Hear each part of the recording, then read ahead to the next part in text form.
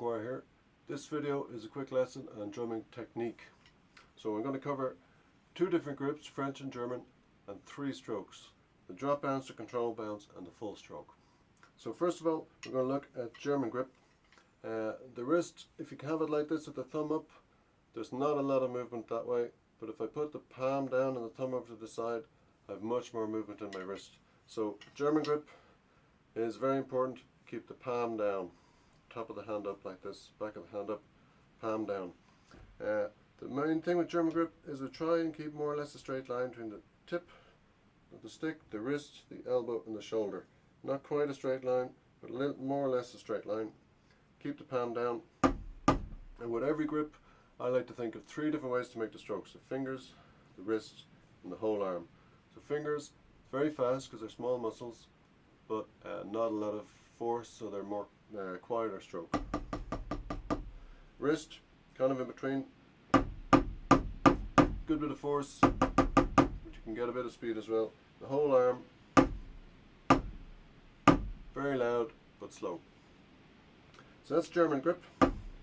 French grip is like this with the fingers underneath the stick, thumb on top. Sticks are parallel and they're pointing at your stomach.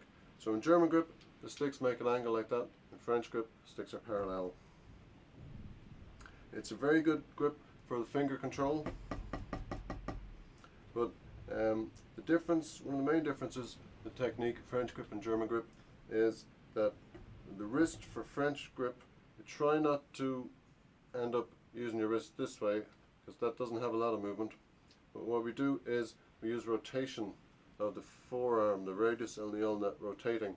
So if you have your stick like this and you're opening a door, it's the outside part of the movement that where we're going to hit the drum. So we bring that in this way. There it is there. It's important to have a right angle, or something close to a right angle between your arm and your stick. If the stick is straight out and I rotate my forearm, the tip of the stick doesn't move at all. And as I increase that angle, I get more and more movement with the stick. So in French grip, we can stick our elbows out a little bit, and that gives us more of an angle here between the stick and the arm. And when we rotate the forearm, we get a good bit of movement with the sticks. So that's the wrist in French grip, the arm in French grip. Straightforward enough. So we've got German grip, fingers, wrists and arms. French grip, fingers, wrists, the elbows sticking out, arms. So why do you need 2 grips? Well, if I want to go from my snare drum to the middle of my floor tom, in German grip, see I'm moving most of my arm. If I do switch to French grip, the tip of the stick in the middle of the drum, my hand can stay in the same place. So I can play German on the snare, French on the floor tom. I can move around the kit faster. Same here. I'm in French grip here, my fingers are underneath the stick, thumb on top. And if I go straight to the snare drum, I can just switch over to German grip. Saves me moving my arm around.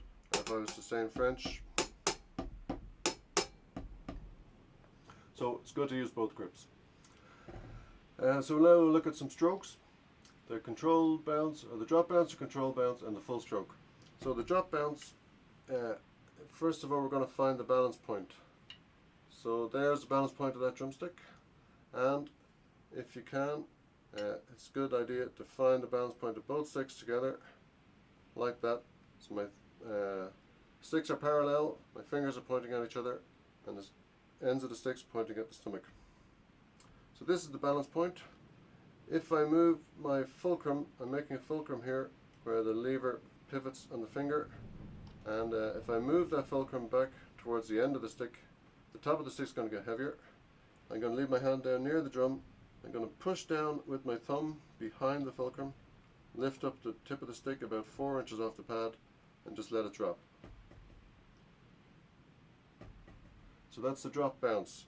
Now as you can hear, we're getting a couple little rebounds there, but if I move my fulcrum further away back from the balance point towards the end of the stick, See, I'm getting more bounces there. If I come further back again, I'm getting less bounce again. So there is a sweet spot somewhere between the end of the stick and the balance point where we can get the stick to do a lot of the work. So it's a good idea to find the sweet spot and try a couple of drop bounces.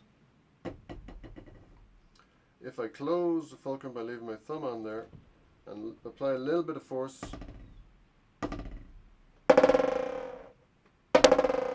that's the start of the buzz roll.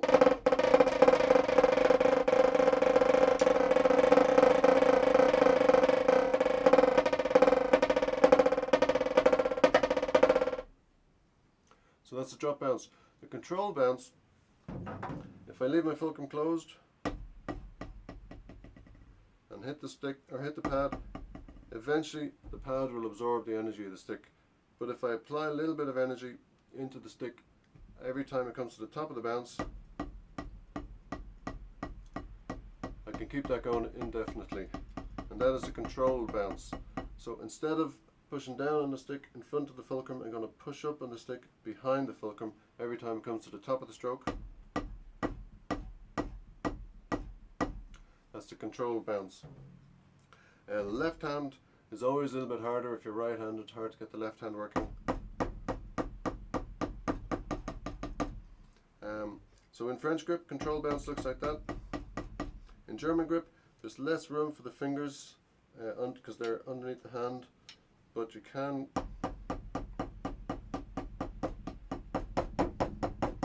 with a little bit of wrist. It's important to try and stretch your little finger over so it stays on the stick. And so that's a control bounce. It's a great technique to get a lot of speed with one hand, and there's guys like Thomas Pridgeon and Jojo Mears on YouTube will show you some exercises to get a lovely fast and relaxed single stroke roll using control bounce. So lastly, we're going to look at the full stroke. In German grip, the full stroke looks like this, with the tip of the stick starting up here, pointing at the ceiling, and finishing up here. So you're not really aiming at the pad, you're aiming to finish your stroke up here. The trickiest part about that is to get your hand out of the way so it doesn't absorb the rebound and stop the stick down here by the pad. So you can throw the stick down, relax your hand before the end of the stroke or before it hits the pad. As soon as the tip hits the pad, it's going to want to jump back up. So you have to get your fingers out of the way and let your hand ride the stick back up to the start of the stroke. So we don't want the stick to stop and have to pull it up again.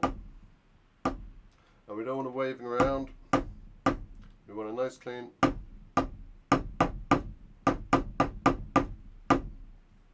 So that's 3 strokes.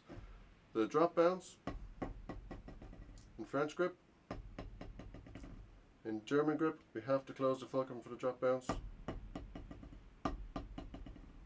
The control bounce in French grip, in German grip, and the full stroke in French grip and in German grip. So, hope that's helpful.